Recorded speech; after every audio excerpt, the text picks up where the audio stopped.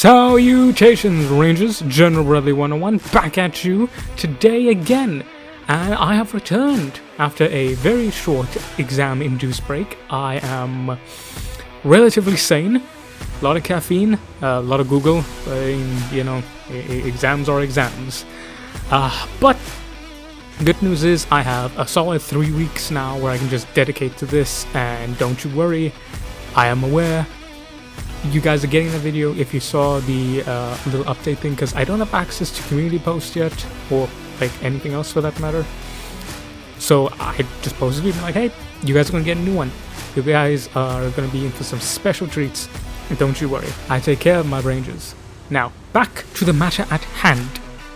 So, in today's video, we are talking about giant Stompy Robits. More specifically, however, the giant shooty bits that the Stompy Robits have. Yeah, we're talking about BattleTech today. Specifically, the weapons that the individual battle mechs can carry. You know, just the classes and types, general overview. Now, what is BattleTech? I hear some of you asking. BattleTech is essentially kind of like 40k in that it is a tabletop RPG base game, tabletop roleplay, tabletop game in general, and it has spawned books, novels, games, and it centers around only human factions fighting for various reasons using big stompy robots known as BattleMechs, which are made of, you guessed it, BattleTech. And we're talking about the shooty bits and stabby bits that these particular mighty machines of mechanical mayhem use to clobber one another into God knows where, whether it be the inner sphere, the periphery, or those damn clanners. Seriously, like I'm going to cover what happened to the SLDF and how the clans came to be, so you'll get your own narrative piece, right? Like we did with 40k, full BattleTech, covering the factions and everything, and we will do a deep dive. This is just a nice quick little vid to whet your palate, to get you a little excited for the glory of the Stompy Robits to come. So, without any further waffling about, let us now proceed. Now, BattleTech weapons are interesting in that, generally speaking, for most sci-fi universes, they have the standard one system, which is what I like to call it. Basically, the one weapon system. Star Wars, for example, everything is some form of blaster. Blaster is like superheated ions or some nonsense like that. Whereas in 40k and in BattleTech, they have different types of weapons. In 40k, you have bolters, which are kinetic weapons, guns. And then you have energy-based weapons, laser weapons. You have plasma as well, volkite. And you have this here right now in BattleTech, which are different kinds. And they can be subdivided into three main categories, that being ballistic weapons, energy-based weapons, and missile weapons. And what's kind of interesting about BattleTech is that with 40k, right, a las cannon and a plasma cannon are essentially the same thing. A bolt cannon as well is kind of essentially the same thing. They all do the same job, you know.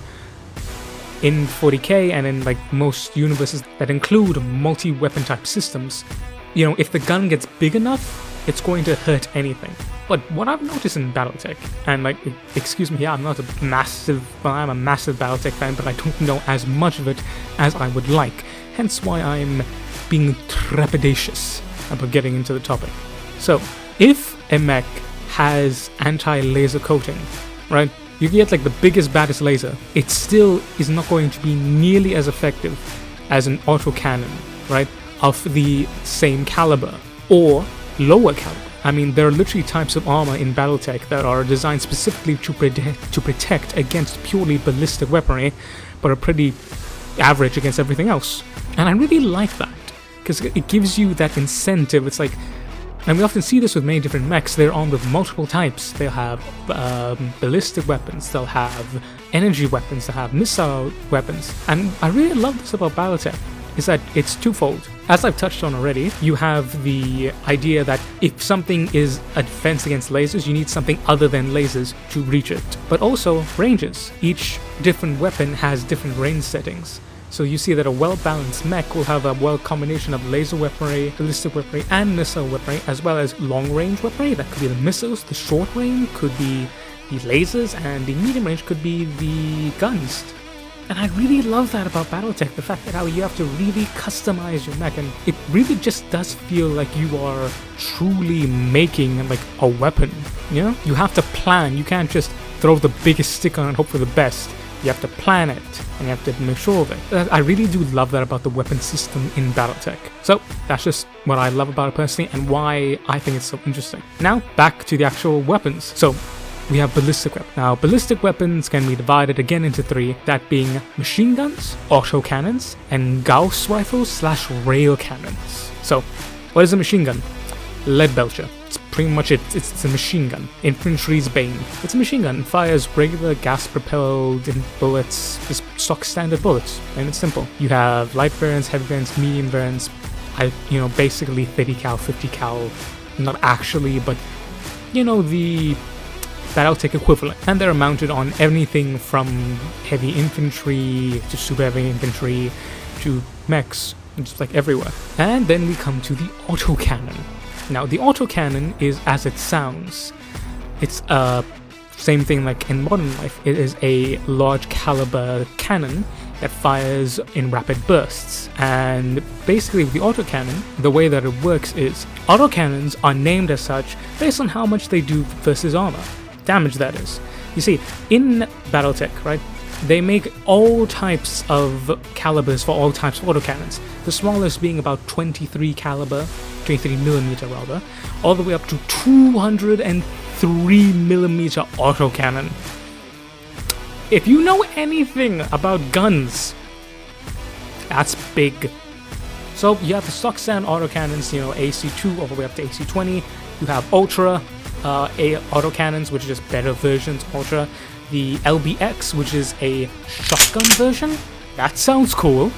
If you don't think a giant shotgun 203mm cannon strapped to a Stompy Robot is cool, I do not want to be your friend. I'm just kidding. And then we come to the rotary autocannon. I heard you like DAKKA. Here's your DAKKA.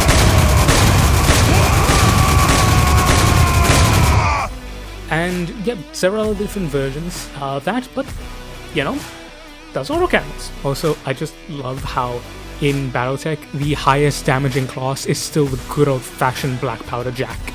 It's just something really satisfying where you have laser weapons and all types of just shielding and whatnot and all that nonsense. A good old heavy slug is still the best thing you got. Just love it. And that is the big trade-off with autocannons. They cause little to no heat, and they do the most damage. But they are big, they are clunky, and they take ammo. As to what ammo? The standard ammo is a heap round, which is high explosive armor piercing. But there are a billion different other rounds you could throw into it. There's even some rounds that are caseless. They don't have cases. If you run out of ammo, they're useless. Unless you use them as a giant bashy stick, which can work. Right, then we are moving on to the final of the ballistics, that is Gauss rifles / rail cannons. Now, the Gauss rifle or rail cannon idea, or railgun, is one of my personal favorites in sci-fi, just because how cool it is. So, the way that it works is it is a solid tungsten steel tube, right? Sharpened steel tube, mind you, and it is propelled to the enemy via magnets. It's a rail cannon, just pretty much the same. So the railgun is generally smaller class, but then you get something called a rail cannon, which is used for warships and assault mechs and heavy mechs, which are the two bigger classes of mechs. And yeah, they do hilarious damage. But they're even bigger than autocannons, and again, the ammo as well you have to worry about. And then we come to flamers. Ah yes, the good old-fashioned Flammenwefer. Napalm and hose. Can't really go too wrong with it. It's what it's always been. Fire. I mean, hell, fire's always scared humanity. And as you can imagine, it is great against fortifications and infantry. Kind of rubbish against everything else though. Flamethrower ain't gonna do too much to a capital ship up in the air. but it's a giant flamethrower on a Stompy Robot. That is cool. And then we come to good old lasers. Laser beams. Love laser beams. Who doesn't love lasers? So, lasers are as they stand. Shooty zap zap. Plain and simple. The big thing with lasers are pretty small. That's the whole thing. They are portable. Even the largest laser, which is a large laser, mind you, is still rather small. The downside, their damage can be very good, but again, it's not nowhere near the autocannon. And they draw on energy reserves. Those energy reserves come from the power plant of the mech itself. Not to mention, they create massive overheat. So if you're just shooting and zapping and zapping and zapping away, you could overheat your mech. And if anyone who has any type of technology knows, if something overheats, that is bad. So again, that's the downside to them, where it is, in fact, they're really compact and they don't need ammo. So theoretically, you can go on forever, but you can't spam fire them. So if you're getting attacked by a horde, a laser is not what you want. And then for lasers, you get small lasers, which are good made for short range. You have medium lasers, medium range, and you have large lasers for long range. Then you have something called a pulse laser. Now, pulse laser is different in the fact that it doesn't fire one straight beam of laser energy. It fires multiple small pulses of that same laser energy. This makes it far deadlier in the fact that each subsequent hit of that laser pulse is hitting armor that's already been weakened before it, giving it a higher chance to penetrate. And those are the pretty much standard classifications of lasers. And then we come to the third and the final class, that being missiles. So missiles are grouped into two categories, that being long-range missiles, or known as LRMs, and short-range missiles, SRMs. So long-range missiles have massive range, but they don't do that much damage. Short-range missiles, short range, much bigger damage, and that's pretty much it. They're stock standard missile launchers. The pros and cons is that, well, they're missiles, so you can't really carry a lot of them. You know, the largest is an LRM-20, if I'm not mistaken, which has 20 missile pods, 20 missiles in a missile pod, and that's it. And they're usually big, because big missiles. That's their downfall. They're, generally speaking, they're much more of an ancillary weapon in the thing of like, okay, how do we shore up this weakness here? Oh, let's slap some missiles on it. Now, I saved I know I say I love Gaus rifles, it's my favorite, but this comes in a close second. And those of you who are experienced BattleTech fans, firstly, welcome, hi, stay, have a cup of tea, hit that subscribe and that like. Aha, cheeky YouTuber things. You will notice that I did not touch on the PPC, because I know that technically it's classified as in the laser energy weapon category, but I like to give it its own separate thing because of how cool it is. The PPC, known as the Particle Projector Cannon, is really interesting, and I would argue maybe even it just edges out the real rifle / Gauss cannon in like terms of my enjoyment, because it is a weapon that combines kinetic impact with laser power. It's essentially, if you took a large laser and you took an autocannon and they had a wild night of just the kinkiest sex you could ever imagine and gave birth to this monstrosity. So the way that works is it superheats and energizes particles of ions and protons, and it combines them together and it shoots a beam out, and that beam hits with kinetic energy but with the properties of laser damage as well. It's insane. I love it so much. Like I said, autocannon, laser, kinky sex, it's so good. And then you have the different types of the PPC. You have light variants, you have heavy variants, you have the EPPC, which is the ERPPC rather, I beg your pardon, known as the Extended Range Particle Projector Cannon. The range is extended. And then you have the Enhanced Extended Particle Projector Cannon, which again is an enhanced version of this.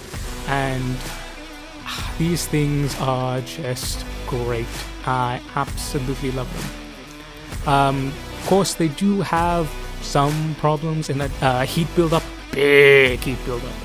you know, just big heat buildup, so you gotta be careful of that. And their range is medium, about, give or take. Some of them can be really long range, and the thing is though, you can't rapid fire them, so that's the only thing. But the thing is though, these things hit like a truck. So, you know, my dream mech is like give me an ER heavy PPC with like an AC, Ultra AC 20, and I'll be happy. You know, I really will. Alrighty then, boys. That has been this relatively quick overview of the BattleTech weapons. Not much here because they're just weapons. I don't know enough to go into deep details and variants, but this is just a little thing here to whet your appetite, to garner interest in the beautiful, wonderful world that is BattleTech.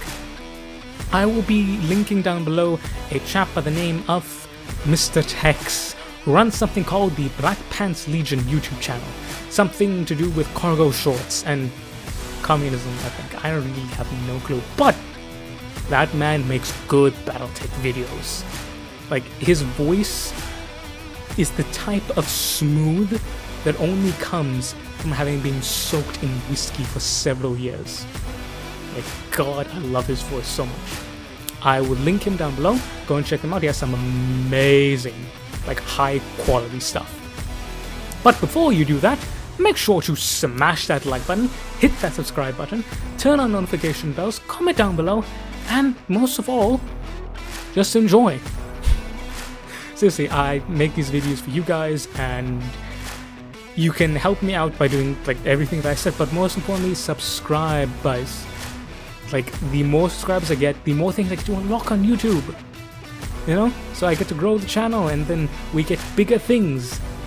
The goal is to hit 1,000 subs by the end of this year.